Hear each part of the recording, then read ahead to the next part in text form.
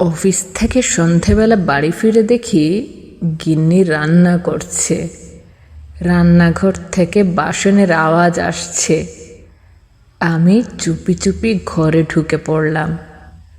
কালো রঙের আলমারি থেকে বোতল বার করলাম। নেতাজি ফটো ফ্রেম থেকে আমাকে দেখছেন, কিন্তু এখন পর্যন্ত কেউ কিচ্ছুটি টের পায়নি, কারণ আমি কোনো রিস্ক নিই না। সিঙ্কের উপরের তাক থেকে গ্লাস বার করলাম আর টুক করে এক পেগ গিলে ফেললাম। গ্লাস ধুয়ে ফের সেটা তাকের উপর রেখে দিলাম।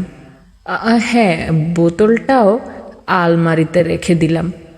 নেতাজি মুচকি হাসলেন। রান্নাঘরে উকি দিলাম, গিন্নি দেখি আলু কাটছে। কেউ কিচ্ছু টের পায়নি, কারণ আমি তো কোনো রিস্ক নেই না। গিন্নিকে জিজ্ঞেস করলাম, সমীরের মেয়ের বিয়ের কিছু হলো? গিন্নি, না, মেয়েটার ভাগ্যটাই খারাপ, এখনো পাত্র দেখছে। আমি আবার ঘরে গেলাম। আলমারি খুলতে গিয়ে এবার একটু শব্দ হলো। ও তেমন কিছু না অবশ্যই। বোতল বের করার সময় কিন্তু কোনো আওয়াজ করিনি। সিঙ্কের উপরের তাক থেকে গ্লাস নিয়ে চট করে 2 পেগ মেরে দিলাম। বোতল ধুয়ে সাবধানে সিঙ্কের মধ্যে রেখে দিলাম, আর গ্লাসটা আলমারিতে। এখন পর্যন্ত কেউ কোনো কিছু আজ করতে পারেনি, কারণ আমি কোনো রিস্ক নিই না। বাইরে এসে গিন্নিকে, যাই হোক, সমীরের মেয়ের বয়সী বা কি? গিন্নি, কি বলছো? 30 বছর বয়স হলো, দেখতে আরো বুড়োটে লাগে। আমি ভুলে গেছিলাম সমীরের মেয়ের বয়স 30। হ্যাঁ, তা ঠিক। সুযোগ বুঝে ফের আলমারি থেকে আলু বের করলাম। আলমারিটা আবার জায়গা বদলে ফেললো কি করে রে বাবা? তাক থেকে বোতল বার করে সিঙ্কের সঙ্গে মিশিয়ে চট করে আর 1 পেগ পেটে চালান করলাম। নেতাজি দেখি জোরে জোরে হাসছেন।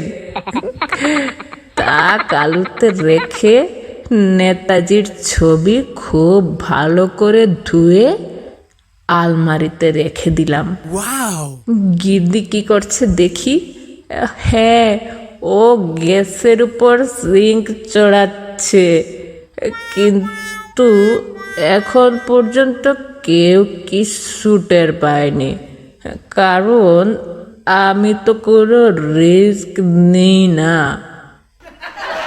আমি গিন্নিকে, তুমি সমীরকে বুড়ো বললে? গিন্নি, বক বক করো না তো, বাইরে গিয়ে চুপ করে বসো। এখন তুমি কোনো কথা বলবে না। আমি আলু থেকে ফের বোতল বের করে মজাসে আলমারিতে আর 1 পেগ গিললাম। সিঙ্কটা ধুয়ে ওটাকে তাকের উপর রেখে দিলাম। ফটো ফ্রেম থেকে গিন্নি এখনো হেসেই চলছে। নেতাজি রান্না করছে, কিন্তু এখনো কেউ কিচ্ছু টের পায়নি, কারণ আমি কোনো রিস্ক নিই না। গিন্নিকে হাসতে হাসতে বললাম, তাহলে জমির কি পাত্রী দেখছে? গিন্নি, শোনো, তুমি মুখে জলের ঝাপটা দিয়ে কোথাও চুপ করে বসো তো। আমি রান্নাঘরে গিয়ে চুপচাপ তাকের উপর বসলাম, কিন্তু এখন অবধি সমীর কিচ্ছু টের পায়নি, কারণ নেতাজি কোনো রিস্ক নেন না। সমীর এখনো রান্না করছে আর আমি ফটো ফ্রেম থেকে গিন্নিকে দেখে এখনো হেসেই চলেছি, কারণ আমি কখনো নিই না, এই কি যেন নিই না, ও হ্যাঁ, আলু নেই না।